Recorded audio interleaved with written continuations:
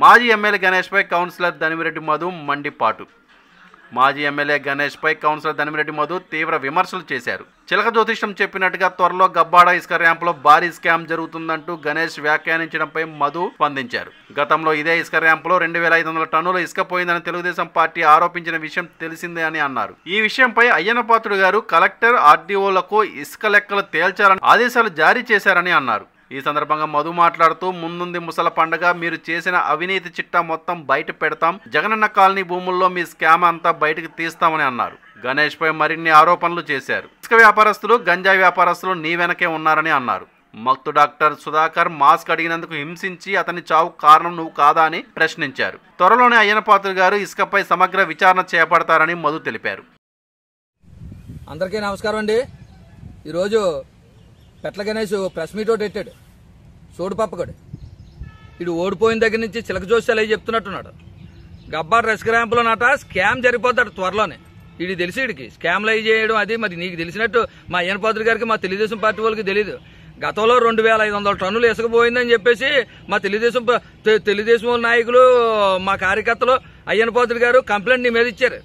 ఆ రోజు కంప్లైంట్ ఇవ్వడానికి వెళ్తుంటే నువ్వు పోలీసులతో ఆఫ్ చేయించేసి ఎవరిని వెళ్ళకుండా అవుట్సోర్స్లు అయి చేయించు. అంత భయం ఎందుకు నీకు? ఆ ఇసుక తినేపోతేనే అదేనా గాలిలోంచి కానీ వచ్చిందా ఇసుక? ఎవరు తెచ్చారా? మీ ప్రభుత్వంలో మీరే అక్కడ డంప్ చేశారు. అక్కడ లెక్కలు చూడమని అయ్యన్నపాత్రుడు గారు కలెక్టర్ నాళ్ళని పంపించారు. చూడలేనట్టు నువ్వు పేపర్లో ఏమని ఇచ్చారో అయ్యన్నపాత్రుడు గారు పూర్తి దాని మీద ఎంక్వైరీ చేసి ఎవరు తప్పు చేశారో, ఎంత ఇసుకుందో, ఏటనేది అని చెప్పేసి ఎంక్వైరీ చేయమని కలెక్టర్ గారు చెప్పారు. అది దేనికో తెలుసా నీకు?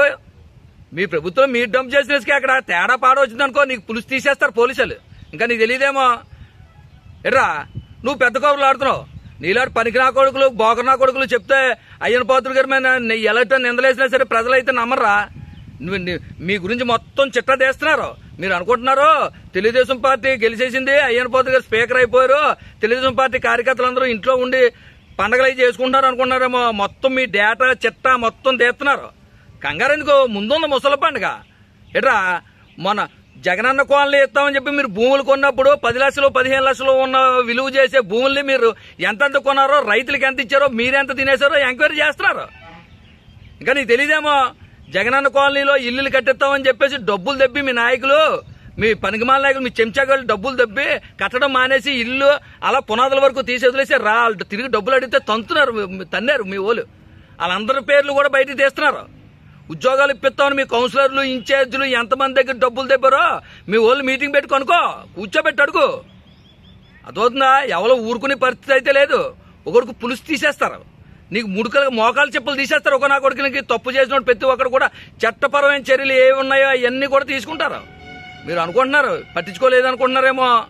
నువ్వు స్కాముల గురించి వాటి గురించి మాట్లాడుతున్నావు. నీ వెనకాల ఉన్న వాళ్ళు గంజా వ్యాపారం, నువ్వు 5 సంవత్సరాలు ఎవడెవరితో తెంచావో, ఎవడెవడు గంజా వ్యాపారాలు చేశాడో మొత్తం లిస్ట్ తయారు చేస్తున్నారు. నువ్వు మమ్మల్ని కామెంట్ చేసేవాడు. నువ్వు ఇంకా జరిగిపోద్దట. జరిగిపోవడం రా. అక్కడ జరిగితే నిన్ను తీసేస్తారు ముందు ముడుకులు. మేమే అక్కడ డంప్ చేయలేదు ఇసుక. తిని తెచ్చింది ఇసుక నువ్వు, అమ్మింది మీరు. ఇప్పుడు దాకా ఏం చేశారన్నదని నీకు తెలియాలి. అందులో ఏం జరిగిందన్నదని. నువ్వు పెద్ద కబుర్లు ఆడుతున్నావు, సొల్లు కబుర్లను. నువ్వేదో జోకేసేస్తే నీ పక్కన కూడా ఉన్నాడు పొలిటికల్ బోకర్గాడు. ఆడు నవ్వేస్తుండు. ఆడు పేరు చెప్పడం నాకు ఇష్టం లేదు కానీ ఆడు కూడా నవ్వాడు. ఒరే ఆడు బతికేటో తెలుసా మీ అందరికీ? ఈడు 10 లక్షలు, ఈ పార్టీ కూడా 10 లక్షలు ఇస్తే మరుసటి రోజు ఇంకో పార్టీ కూడా 10 లక్షలు 10,000 ఇస్తే అట్టే పోతాడు. ఆడు నవ్వడం, ఈడు ప్రెస్ మీట్ పెట్టడం. పొందుగా ఉండండి. పనికిమాల నా కొడుకులు, మీలాంటి నా కొడుకులు ప్రెస్ మీట్ పెడితే సరే ఎవడన్నా నమ్ముతారనుకున్న జనాలు బుద్ధి చెప్పి మమ్మల్ని పక్కన కూర్చోబెట్టారు. పొందుగా ఉండండి. అంతేకాదురా సుధాకర్ డాక్టర్ గారు, మత్తు డాక్టర్ గారు మాస్క్ అడిగిన పాపానికి ఏం చేశారా మీరు? ఆయన మాస్క్ అడిగారని ఆయన ఏం చేశారు? రోడ్డు మీద పడిస్తారు. రోడ్డు మీద పడిస్తే ఆయన ఉద్యోగం తీసేసి ఆయన ఎంత అరెస్ట్ చేశారా మీరు? అందులో ముఖ్య పాత్ర నీది. ఆ రోజు మీ ఆఫీస్కి తీసుకెళ్లి ఆయన అరెస్ట్ చేసి ఆయన చేసి సంతకాలే పెట్టించుకున్నారు. అవన్నీ ఊరుకుంటారు అనుకున్నా? అవన్నీ కూడా బయట తీస్తున్నారు.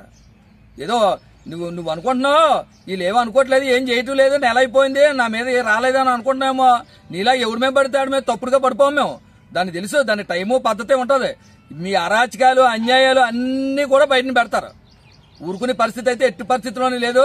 ప్రజలు కూడా గమనించాలి. అందరూ కూడా ఇలాంటి తప్పున్నా కొడుకులు పేలాపలు మాత్రం మీరు దృష్టిలో తీసుకోకండి. అయ్యన్నపాత్రుడు గారు దీని మీద పూర్తి ఎంక్వైరీ చేస్తున్నారు. ఇసుక కూడా ఎలాగొచ్చింది, అక్కడికి ఎంత అయిందో కూడా త్వరలోనే చెప్తారు. అందరూ కూడా గమనించవలసిందిగా కోరుతున్నాం. నమస్కారం. నిరంతర వార్తా సమాచారం కోసం మా వి న్యూస్ ఛానల్ సబ్స్క్రైబ్ చేయండి. నోటిఫికేషన్ కొరకు బెల్ ఐకాన్ని యాక్టివేట్ చేయండి.